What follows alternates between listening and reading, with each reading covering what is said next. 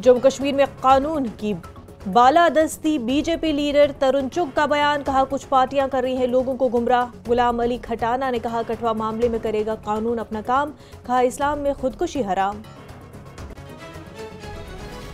जम्मू में युवा राजपूत सभा का एहतजाज, जम्मू कश्मीर को रियासत का दर्जा देने की मांग, कहा यकीन दहानियों के बावजूद नहीं उठाया जा रहा कोई ठोस इक़दाम। कुपवारा के करना सेक्टर में सिक्योरिटी फोर्सेस को बड़ी कामयाबी, लाइन ऑफ कंट्रोल के करीब हथियार और गोला बारूद बरामद, 2 AK-47 राइफलें, 2 मैगजीन और 12 राउंड बरामद। दुनिया के सबसे ऊंचे रेलवे पुल पर लोड टैक्सी टेस्टिंग की गई। कटरा बानिहाल रेलवे लाइन पर तमाम पुलों पर भी load testing. Udhampur Srinagar Baramulla rail link project के जल्द अवाम के नाम वक्फ होने की उम्मीद।